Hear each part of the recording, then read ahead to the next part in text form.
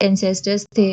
इस पे great Elder कहते हैं कि इमोर्टल एरा में कई ग्रुप दूसरे वर्ल्ड से भी वॉर में मदद करने आए थे, पर मैंने किसी से भी इसके ओरिजिन के बारे में ज्यादा नहीं सुना। तभी वो डीमंस कहते हैं कि इस स्टोन को देखकर ऐसा लग रहा है कि ये हमारे एंसेस्टर्स को बिलोंग करता है, इसलिए ये हमें ले लेना चाहिए ताकि हम इसके बारे में इन्वेस्टिगेशन कर सके।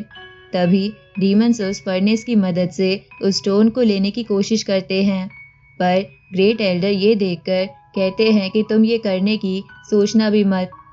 अब ये बोल के ग्रेट एल्डर वॉर फ्लैग का इस्तेमाल करते हैं, लेकिन उन दोनों के अटैक के चक्कर में वो अटैक उस स्टोन को लगता है और उसके टुकड़े कहीं जाने लगते हैं, जिस पे ग्रेट एल्डर कहते हैं कि ये स्टोन उसी जगह जा रहा है जहाँ से वो म्यूजिक बज रहा था, इसलिए जल्दी से उसी तरफ चल लो, कहीं ये स्टोन डीमंस के हाथ न लग जाए। अब वो सभी उसी तरफ जाने लगते हैं। तभी एक बहुत बड़ा इमोर्टल कॉर्व जमीन तोड़ के बाहर आता है, तो ग्रेट एल्डर एलेक्स की स्वॉर्ड से उस पे अटैक करते हैं, जिसकी वजह से उसकी चेस्ट में छेद हो जाता है और वो सभी लोग उसकी चेस्ट से होते हुए ही आगे जाने लगते हैं। इधर वो डीमंस उसी इमोर्टल का ब्लड देखकर कहते हैं कि ये इमोर्टल कब का मर गया, पर इसके ब्लड में अभी तक एनर्जी है। इधर एलेक्स को उस रास्ते पर जाते हुए अचानक से उस म्यूजिक इंस्ट्रूमेंट बजाने वाली लड़की की मेमोरी दिखने लगती है। तभी अचानक से वो सभी लोग एक अलग सी जगह पर पहुंच जाते हैं, जहां वो अपने सामने एक पैलेस पर उसी लड़की को म्यूजिक बजाते हुए देखते हैं, जिसे देखकर कुछ डीमंस कहते हैं कि ये तो सच में बहुत ही ब्यूटीफुल है और म्यूजिक भी काफी अच्छा बजाती है, मैं तो इसे पास से देखना चाहूंगा। तभी वो लेडी म्यूजिक की मदद से उन सब लोगों पर कंट्रोल करने की कोशिश करती है, जिसे तोड़ने के लिए ग्रेट एल्डर और एलेक्स उसके म्यूजिक बैरियर पर अटैक करते हैं। उसी वक्त वो अपने इंस्ट्रूमेंट को और तेज बजाने लगती है, जिसकी वजह से वहां पर एक फीनिक्स आ जाती है, जिसे देखकर एलेक्स कहता है कि क्या इस फीनिक्स ने भी एंशिएंट वॉर लड़ी थी। इस पे ग्रेट एल्डर कहते हैं कि इस बर्ड फीनिक्स के अंदर कोई डिवाइन सोल नहीं है, ये बस एक पपेट है।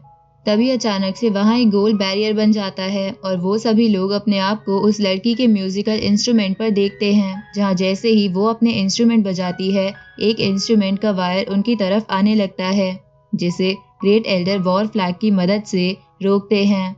तभी उस बैरियर से भी कुछ लाइटिंग अटैक उन डीमंस पर हो रहे थे, जिसे देखकर मोटा लड़का खुश होने लगता है, लेकिन तभी उसकी तरफ भी एक अटैक आता है।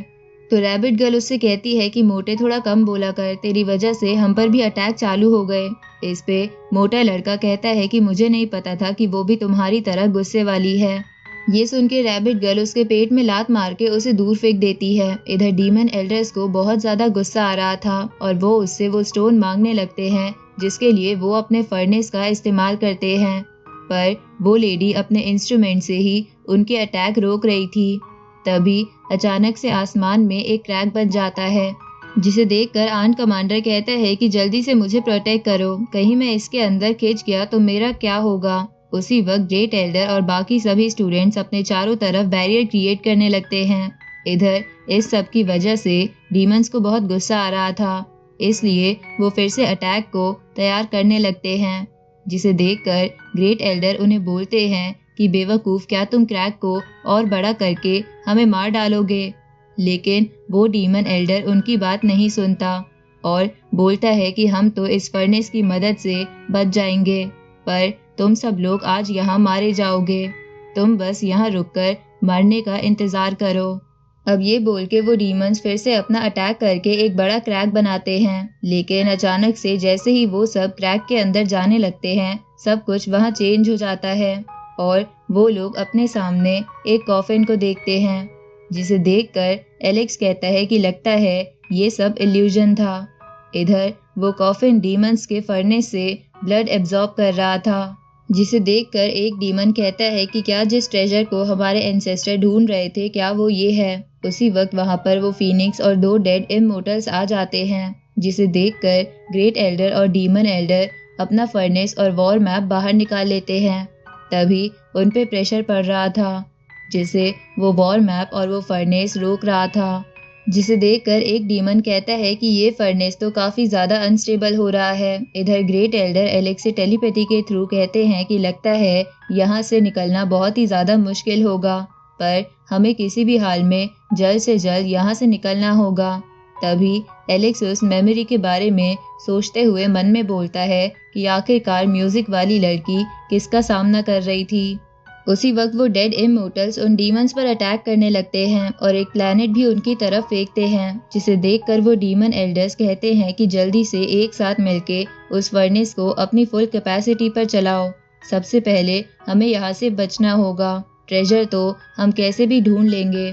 तभी वो लोग उस फर्नेस से उनके अटैक और उन डेड इमोर्टल्स को भी खत्म कर देते हैं। तभी वो अटैक आकर उस बर्ड फीनिक्स को लगता है, जिससे वो घायल होकर नीचे गिर जाती है। इधर अचानक से उस फर्नेस के अंदर दिखने लगता है, जिसके अंदर वही इंस्ट्रूमेंट वाली लड़की थी, जिसे देखकर मोटा लड़का कहता है कि अभी अभी मैंने कितना कुछ एक्सपीरियंस करा। ये लड़की हम पर अटैक भी कर रही थी, पर अगले ही पल ये कॉफिन के अंदर है। इसके माथे पर जो लाइट चमक रही है, उसे देखकर लग रहा है कि ये लड़की रिवाइव होने वाली है। तभी ग्रेट एल्डर कहते हैं कि इस जगह पर कुछ जादू है, ये जगह मरे हुए लोगों को एक नए पर्सन के रूप में जिंदा कर देती है। तभी वो इंस्ट्रूमेंट वाली लड़की भी ऐसे ही खड़ी हो जाती है और उन सबसे कहती है कि किसने मुझे डिस्टर्ब करा। तभी उसे वो फर्नेस दिखता है, जिसे देखकर वो बोलती है कि ये फर्नेस मैंने कहीं देखा है, पर मैं अपनी सारी मेमोरीज भुला चुकी हूँ। तभी वो लेडी अपने अटैक से उस फर्नेस की ताकत को बंद कर देती है। तभी मोटा लड़का उस लड़की से कहता है कि क्या आपने ही इनके डीमन एंसेस्टर्स को हराया था, आपको फिर से हमारा साथ देना होगा, क्योंकि एक बड़ी वॉर फिर से होने वाली है। इस पे वो लड़की कहती है कि आखिर तुम किस लिए लड़ना चाहते हो, मैं वैसे भी अपने पास्ट को भुला चुकी हूँ और अब भी समय बहुत तेजी से गुजर रहा है। तभी ग्रेट एल्डर उससे कहते हैं कि हम तुम्हारे ही ब्लड वाले लोग हैं, तुम्हें हमारा साथ देना चाहिए। क्या तुम्हें ये ब्लड फ्लैग याद नहीं जो हम ह्यूमंस में सेक्रीफाइस की निशानी थी। इस पे वो लड़की एक चेस बोर्ड दिखने जैसी वाली चीज निकालते हुए कहती है कि मेरे लिए एक नया खेल शुरू हो चुका है, मैं पुराना सब कुछ भूल चुकी हूँ। इस पे एलेक्स कहता है कि आपको अपने दिल की सुनते हुए खुद पता लगा लेना चाहिए कि हम में से कौन सही है और कौन गलत। इस पे वो लेडी कहती है कि पास्ट में मुझे भी बहुत लोगों ने धोखा दिया है, इसलिए मैं किसी पर विश्वास नहीं करती। अब वो लेडी फिर से उन सबको उस चेस बोर्ड पर फेंक देती है और उन पे प्रेशर डालने लगती है, जिसे देखकर एलेक्स कहता है कि इन्हें तो कुछ भी याद नहीं है। इसलिए एलेक्स स्टोन पर लिखी कुछ बात उस लेडी से कहता है। इस पे वो लड़की कहती है कि जल्दी से यहाँ से निकल जाओ, एक वॉर जल्दी आने वाली है। अब ये बोल के वो वहां से जाने लगती है और जाने से पहले एक ट्रेजर एलेक्स की तरफ फेंकते हुए कहती है कि जब ये कैंडल पूरी तरह जल के खत्म हो जाएगी तब हमारे बीच का कनेक्शन भी टूट जाएगा। उसी वक्त वो ये बोल के वहां से चली जाती है और डीमंस उस कैंडल को पाने की कोशिश करते हैं, पर ग्रेट एल्डर उनमें से एक एल्डर को मार देते हैं, जिसकी वजह से बाकी डीमंस अपने वर्ल्ड में भागने लगते हैं। पर जाने से पहले डीमंस एलेक्स से कहते हैं कि हम तुम्हें देख लेंगे। अब उनके जाने के बाद मोटा लड़का कहता है कि अच्छा, तो इन डीमंस का इमोर्टल अपने हाथों से डीमन वर्ल्ड का रास्ता खोल के बैठा था, पर अब वो ज्यादा देर तक ऐसा नहीं कर सकता, इसलिए टनल बंद हो रही है। इस पे ग्रेट एल्डर कहते हैं कि जो टनल बंद हुई है वो फिर से भी खुल सकती है, इसलिए हमें अर्जेंट में मीटिंग बुलानी होगी, इसलिए जल्दी से अपनी एकेडमी चलो। इधर अचानक से हम दो पर्सन्स को वही चेस जैसा गेम खेलते हुए देखते हैं, जो बोल रहे थे कि पता नहीं आगे कौन आने वाली कैलेमिटी को झेल पाएगा। इधर एलेक्स अपने दोस्तों के साथ एकेडमी में आ जाता है, जिसे देखकर कुछ एकेडमी के स्टूडेंट्स एलेक्स से पूछते हैं कि क्या वॉर फिर से सच में शुरू हो गई है। इस पे एलेक्स कहता है कि हाँ, फॉरेन डीमंस ने टनल को एक बार तो खोल लिया है और वो फिर से खुल सकती है। तभी वैंग क्लैन का एक बंदा एलेक्स से कहता है कि अगर वॉर शुरू हो गई तो तुम डर के मारे यहाँ क्यों भागकर आ गए। इस पे मोटा लड़का उस पर्सन से कहता है कि तुम्हें इससे क्या मतलब है, अगर तुम्हें किसी पे हुक्म झाड़ना है तो जाकर अपनी वैंग फैमिली में करो, तुम्हें तो हमने लड़ाई के बीच देखा ही नहीं, तुम लोग बस यहाँ पर बैठे हुए थे।